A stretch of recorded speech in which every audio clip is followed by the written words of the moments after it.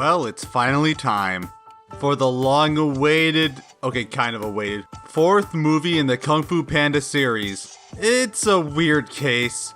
Kung Fu Panda is one of the only 3 franchises Dreamworks has that people seem to respect, and even then not all the movies. And Kung Fu Panda is arguably one of the most, if not the most cherished.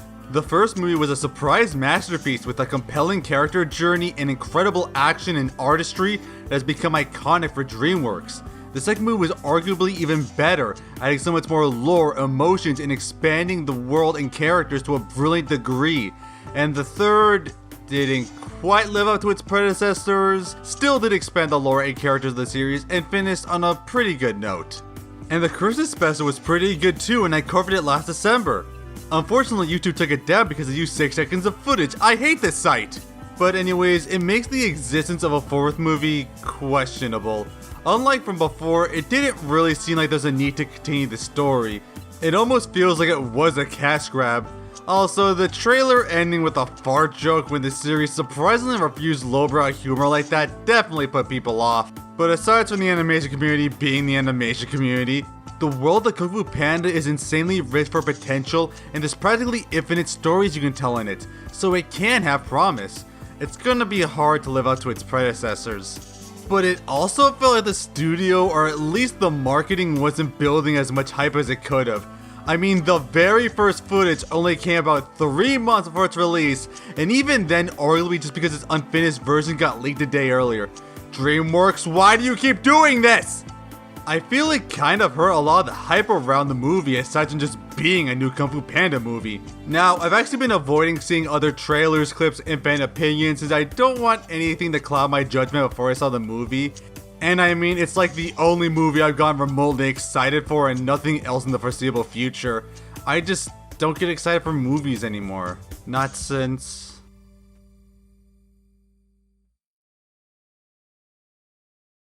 Yeah, honestly, every cinema company can just release a statement saying, we won't make any more movies, and I kind of really wouldn't care. Granted, that future seems depressingly plausible now at the state of the industry. But okay, since the movie is out, can it reinvigorate my lost love for animated cinema? Let's see. I also did recently binge through the entire movie series to better understand it and remember it for when I watched the movie. And it might actually affect my judgment with it so fresh in my head. Now, I'm gonna talk about some stuff relatively spoiler-free before I go to the main stuff. I'm gonna go over things in the main trailer and kinda get to light spoilers, but the plot summary is that Po is tasked by Shifu to give the Dragon Warrior title to someone else. However, he can make a decision, he needs help from a tricky thief to go to a far-off city to fight an evil sorceress who plans to steal the powers of the former Kung Fu masters to become unstoppable. This might already raise some eyebrows, the biggest one being, why does Po need to give up his title? And there's really no reason in the movie. Shifu just kinda says it's time he moves on and becomes a spiritual master of the valley like Oogway was. But like, that doesn't really make any sense. It reminds me a lot of how Po was given the role of teacher by Shifu in 3, but that made more sense since he and the 5 already felt like they knew everything and he's probably retiring anyway. And Po does seem like the best bet with his accomplishments, even if application he's not the best. But then again in 3 he did become a teacher in a way. With his use of chi, he could kinda become the spiritual master. Even Oogway does say that Po was his true successor in 3. But I don't get why they treat it like a promotion. The Dragon Warrior was this unique title that the entire point was that it wasn't inherently special, but Po pretty much made his own. And unfortunately to me, that's kind of an issue that reoccurs in this movie. I really hate to say it, like this is so painful for me since I didn't make my channel to be negative, nor do I ever want to, but I didn't really like the movie too much. I'm not saying it's completely terrible, but compared to the rest, it felt rather flimsy and unjustified. There's a really big problem in the movie to me where nothing really felt like it had the build-up or growth it could have. Jin is kind of a fun character and it's kind of fun for a certifiable good boy like Po to deal with someone so tricky. And they do have some kind of fun interactions, but for the most part their relationship felt very underdeveloped when they really could have gone to it much more. It felt like neither really got the chance to know the other despite the movie treating it like it did. The thing that makes Kung Fu Panda so compelling is that it really doesn't shy away from the depth and complexities of the characters. They'll have big moments to really say what's going on with them and their emotional turmoil that makes us care and love them. Like, the only real exception in the series is the Furious 5, and even then Tigress is a huge exception to that. And yeah, speaking of, as you can guess and what everyone thought after the trailer, the Furious 5 have pretty much been written out. No, you're not in this episode. Yeah, I'm not a fan. People say they're not compelling characters to begin with, and yeah, while they're not that deep as characters, I'd still say they're great in the movies. In the first movie, they really showed the strength of Kung Fu and gave someone for Po to look up to and react based off of, and their journey to accepting Po is very nice. 2 and 3, but especially 2, made them a really fun friend group and showed how much Po has grown. Plus, they work so well as a team together, giving awesome and memorable fight scenes together, and the personalities bounce off each other so well. She's always telling everyone what to do. Be quiet, Po. You see what I mean? Why do you do that? Do what? Just because you say wings of before something, it doesn't mean that you're doing a special move. They flesh out the world and are a lovable cast, and I really missed them in this movie where I felt there were so many times they could be a part of the plot and talk to Po and themselves. And it especially sucks for Tigress, who has a really great interesting relationship with Po that's practically ignored. I guess it would bring up why Po wouldn't transfer the title to them, but that would have been much better than what we got and could have been interesting to see how each would react thinking they deserve it. But let's be honest, Tigress 100% deserves it. She was done so dirty here. The movie though does bring back both Po's dads together, which I do like since they had a great relation in 3. But honestly, here they were pretty much pointless, and I was just imagining what the 5 were in instead and could contribute much more to the plot. Speaking of, yeah, I didn't really like it. When watching, I was reminded so much of 2 of the characters going to a far-off big city with criminals crawling around each corner, led by our big bad in a huge tower forging stuff for their plans. And yeah, it's kind of unfortunate because I felt 2 did it much more interestingly. From the trailer, it looked like they were going to recruit some thugs to form an army against the Chameleon, and it's like, kinda? But they don't really do much and are also uninteresting. I kinda like this Pangolin guy, he has some fun animation, but I can't remember anything he did or what his relation was. And it sucks because this just seemed like a super fun idea this didn't commit to. I mean, I kinda like the captain, but he didn't do much either. It just again reminded me, why couldn't the 5 do this? They're practically an army and would be much better than a gang of underdeveloped weirdos. Even beyond it, so much of the plot felt unfocused and padded. Like there was a plan, it just kinda takes them forever to get to it. It just mostly leads to a lot of going to places but not doing much and talking without much insight. And the writing was okay, I guess? As I said, I don't think the plot was that good nor focused enough, and it is pretty slow. Like I was watching and then they got to the climax, but it really didn't feel like the climax. It still felt like they were developing it more. Some jokes I did really like, but a lot I did just found kind of bad. I mean, to be fair, I'm not in love with a lot of the jokes of this series, especially 3, but 2 was definitely where it was at its peak. Between you and your... What?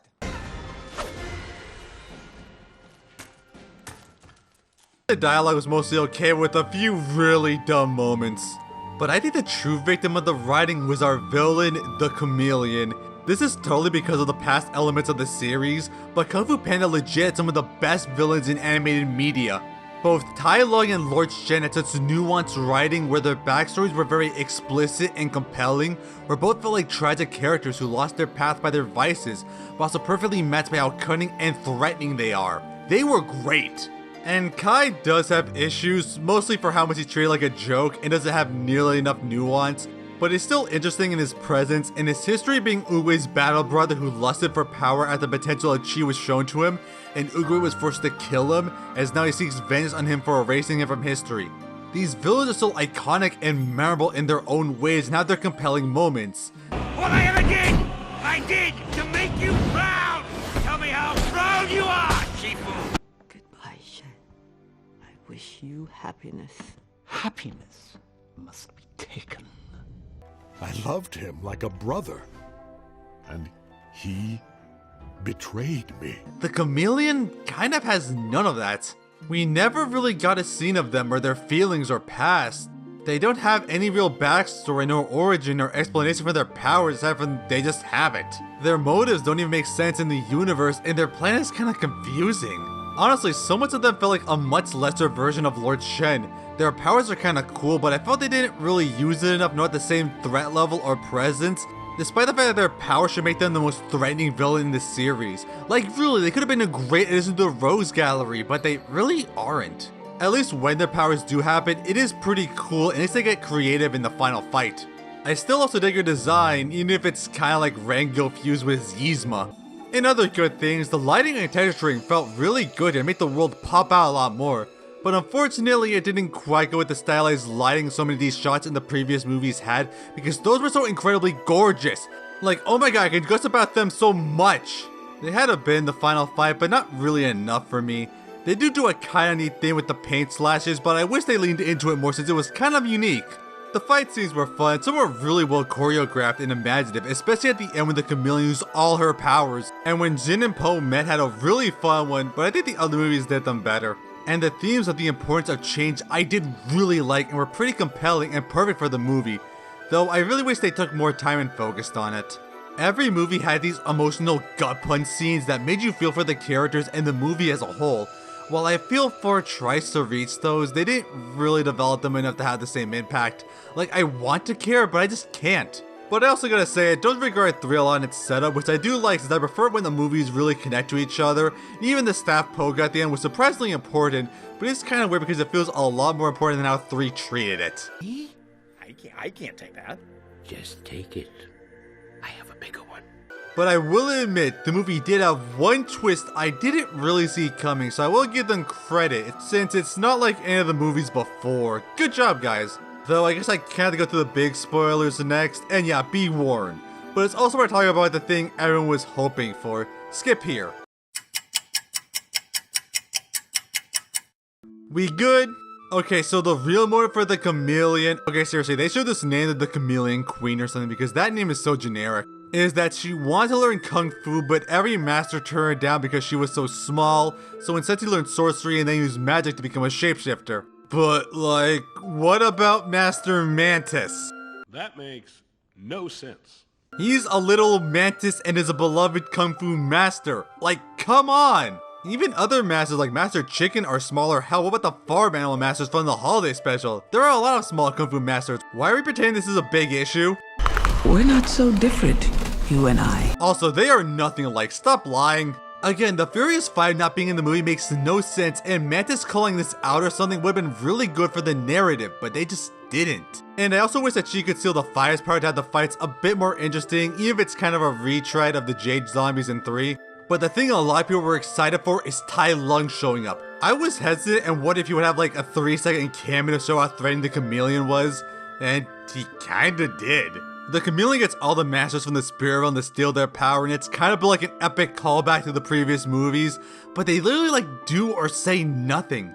Even Shen and Kai come back, which, wait, how is Kai there? Didn't he spirit die in 3? They kinda do or say nothing and honestly have a lot less animosity than they should. But especially Tai Lung. Tai Lung feels like a completely different character. Okay, he is cynical and dismissive, but Tai Lung is a furious force of nature who will stop at nothing to get what he wants. It felt like a betrayal of his character. I was really hoping for some interactions with him and Po again, but the most it got was that he said Oogway made a mistake picking him. And then when the chameleon's depower just goes, and you're kind of alright, I want to go home, and all the villains just go back to the spirit world. Like what? You're seriously telling me that Tai Lung, Lord Shen, and Kai wouldn't take this opportunity to get revenge? That makes no sense. They're all a lot calmer and okay with being dead. Like, did they all have some off-screen epiphany? It makes no sense.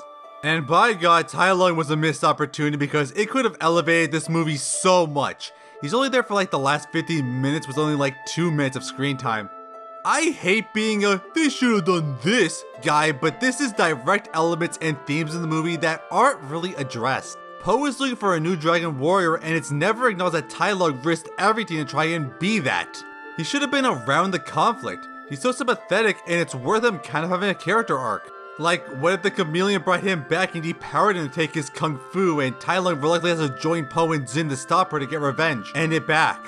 As much as Tai Lung wants to kill Po, he can't. And through the journey he realizes what it means to be the Dragon Warrior and fights honorably for once in his life, while realizing he's not worthy of the role and accepts Po for who he is and truly embodying that, and prefers to go back to rest in the spirit world. Like, that has the characterization that's worthy of Kung Fu Panda, and it feels like a missed opportunity the fans would have loved. Though I will admit the chameleon turning into a chimera abomination of multiple creatures was pretty freaking sweet, and I love the concept.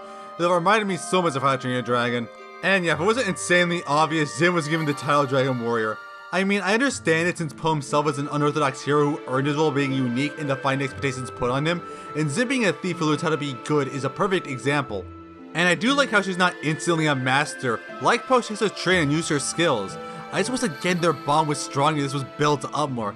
Even in the movie, the parallels are kinda barely given an acknowledgement. It just made the ending feel pretty disappointing. Look, I hate doing this. I hate it so much. I was seriously hoping I would come out of this movie and enjoy it so much more. I wanted to make this review nothing but praising the movie, talking about how much I loved it and how it's worthy to be a Kung Fu Panda movie. But I just think it doesn't live up to it. I know it's a huge bar to cross. The Kung Fu Panda series is legendary and, well, awesome.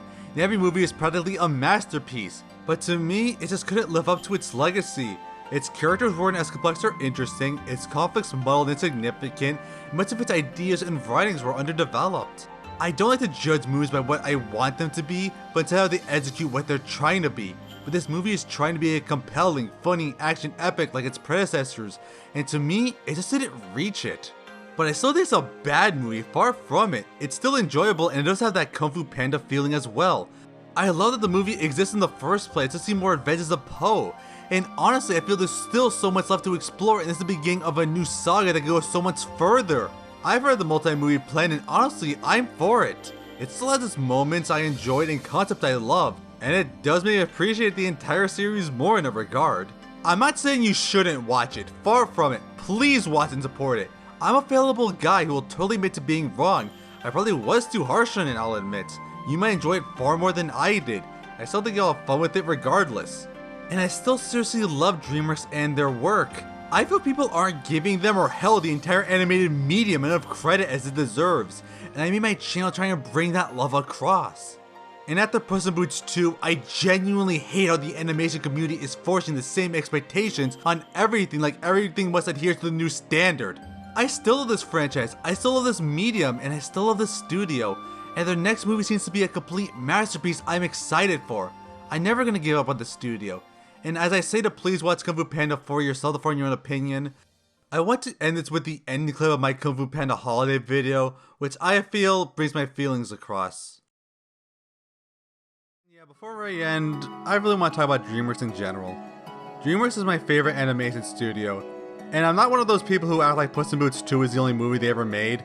So many of their movies speak to me in ways that no other ones have. There's a reason so many of their movies deal with characters and their personal identities, responsibilities, and insecurities that so many people have. To me, while the best of Disney is like the Mona Lisa, iconic with marvelous structure and arguably perfected, Dreamworks is like Starry Night, with incredible artistry, creativity, and experimentation to bring a piece that resonates inside my soul like nothing else. It can make an even greater experience. And yeah, sure, they may have a reputation of making bad or pandering movies, but they also make such great artistic works, even many of them that turn out the way people think. You never know what to expect, and I love that about it. They're always willing to try something new, even if it might not work out the best.